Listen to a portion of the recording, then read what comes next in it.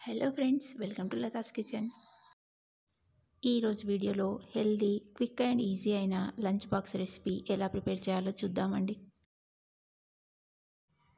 పచ్చి బఠానీలతో ప్రిపేర్ చేసే ఈ రైస్ టేస్టీగా ఉండడంతో పాటు హెల్దీగా ఉంటుంది. సింపుల్గా ప్రిపేర్ చేసే ఈ గ్రీన్ పీస్ రైస్ లంచ్ బాక్స్లోకి పర్ఫెక్ట్గా ఉంటుంది.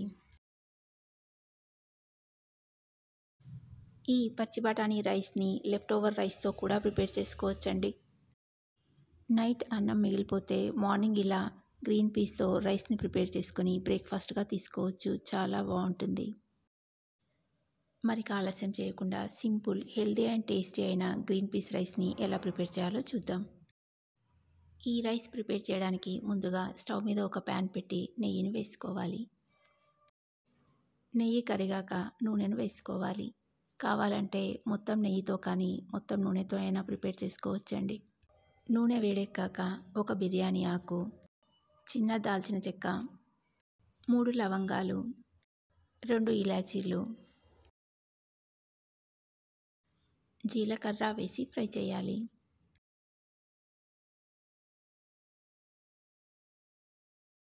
ఇవన్నీ ఫ్రై అయ్యాక పచ్చిమిర్చి చీలికలు, ఉల్లిపాయ ముక్కలు,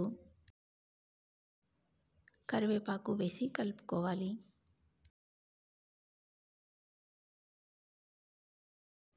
దీంట్లోనే కొద్దిగా సాల్ట్ని వేసి కలుపుకుంటే ఉల్లిపాయ ముక్కలు త్వరగా ఫ్రై అవుతాయండి.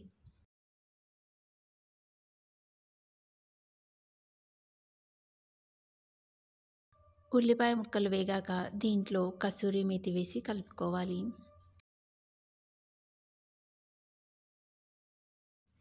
కసూరి మేతి కొంచెం వేగాక అల్లం వెల్లుల్లి పేస్ట్ వేసి కలుపుకోవాలి.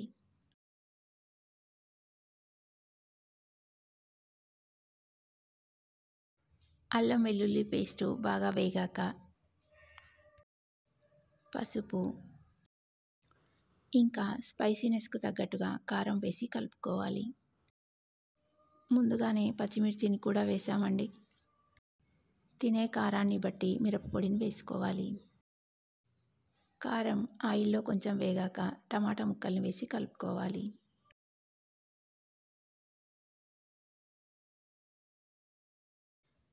టమాటా ముక్కలు వేగాక పచ్చి బఠానీ వేసి కలుపుకోవాలి. పచ్చి బఠానీ కొంచెం వేగాక ధనియాల పొడి, గరం మసాలా పొడి వేసి కలుపుకోవాలి. ఎక్కువ మసాలాలు వేయడం ఇష్టం లేని వారు గరం మసాలా పొడిని స్కిప్ చేయొచ్చండి. దీనికి బదులుగా వేయించిన జీలకర్ర పొడిని వేసుకోవచ్చు. దీంట్లో కొద్దిగా నీళ్ళను పోసి ఒకసారి కలుపుకొని మూత పెట్టి ఉడికించుకోవాలి.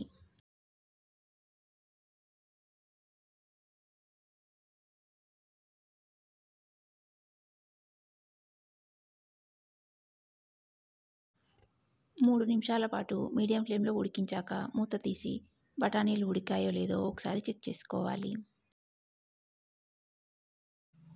బఠానీలు గట్టిగా ఉంటే మూత పెట్టి మరొక 2-3 నిమిషాల పాటు బఠానీలు మెత్తగా అయ్యేంతవరకు ఉడికించుకోవాలండి.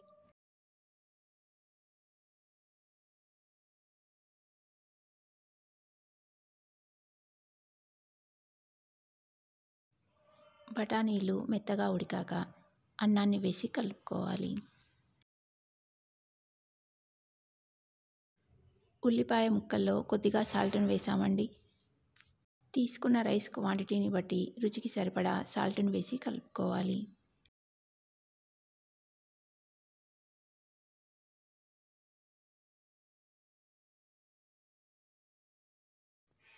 అన్నంలో సాల్ట్ వేసి అంతా బాగా కలిసేలా కలుపుకున్నాక స్టవ్ ఆఫ్ చేసుకొని చివరగా అరచెక్క నిమ్మరసాన్ని పిండి కలుపుకోవాలి.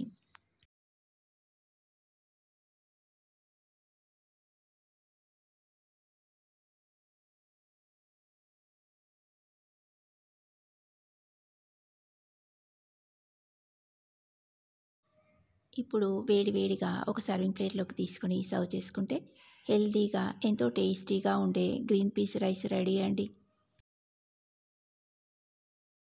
పచ్చి బఠానీలతో ప్రిపేర్ చేసే ఈ రైస్ వేడివేడిగా తిన్నా, ఇంకా లంచ్ బాక్స్లోకి పెట్టినా చాలా బాగుంటుంది.